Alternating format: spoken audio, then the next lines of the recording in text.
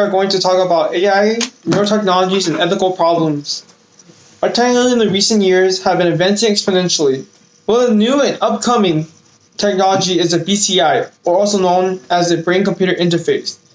BCI allows a computer to connect to a chip that is implemented to a user's brain. This new and growing technology has been catching and gaining interest of many tech titans like Facebook and Google, and have been gaining interest in tech fanatics like Elon Musk. Today's BCI technology is mainly focused on therapeutic outcomes, such as helping patients with spinal cord injuries and also helping with simple motor tasks like moving a mechanical arm or moving a mouse cursor. As BCI technology is advancing, it is possible to start decoding and directly manipulate brain mechanisms like emotions and behaviors, or even enhance people's mental and physical abilities. With the increasing usage of these technologies, we have four main concerns that we should focus on: privacy and consent, agency and identity, and augmentation and bias. Privacy and consent today is one of our biggest issues with many tech firms today. And these tech firms can find extraordinary levels of personal information just based on data trails that we leave behind.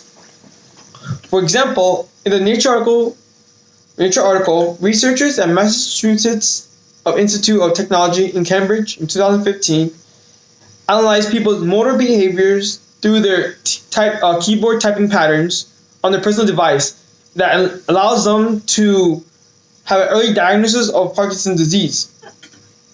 They can also use these data to feed it to algorithms that use it to target advertising or match potential partners. One of the examples of this is Cambridge Analytica, which used people's personal information to have targeted advertising during the political campaign. Because it is neuro data and be used to interpret our hidden emotions and actions that we're unaware of, we should have a harsher regulations to protect us.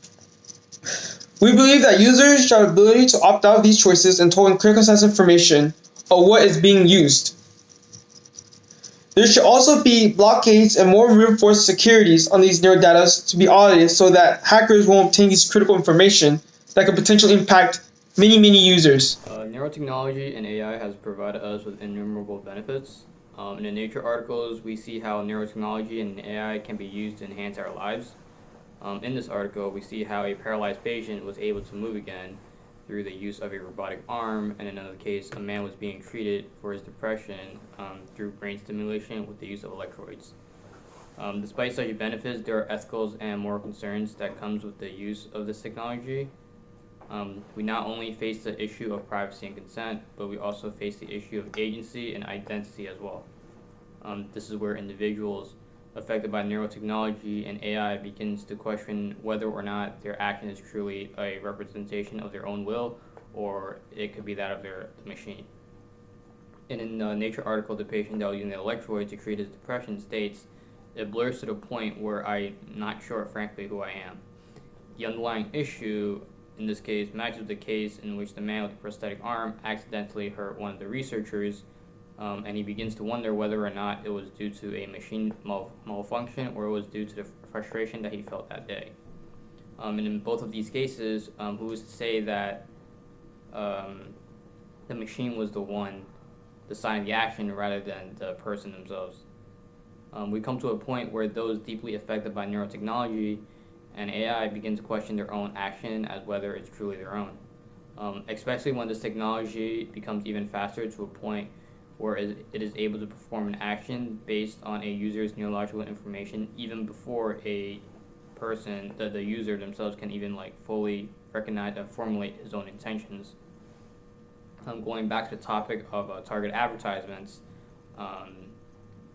with machines being able to extract your neurological information, would you be able to say that the next purchase you make was out of your own decision, or was it due to the advertisement created through the use of your neurological data that you yourself don't even understand or don't even know of? Which is why we need laws and restrictions that would protect our individual identity and agency. With neurotechnology and AI on the advance, companies and government agencies want to integrate the technologies with human anatomy creating a more enhanced physical, mental, and aesthetic individual while also ending physical disabilities.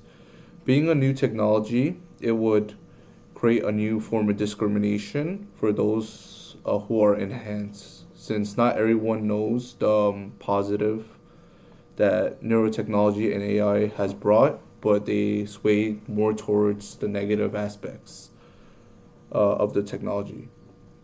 Another ethical dilemma would be that whether individuals would want to remove their healthy limbs for more enhanced machinery to gain an edge of strength, speed, and stamina in both physical and mental capacities. From these concerns, we must create rules and regulations for companies and government agencies to follow to address these issues and ethical dilemmas so it wouldn't create a problem in the future. In our present day, we can see modern technology advancements have bias against certain groups. It hurts some groups while also advancing others.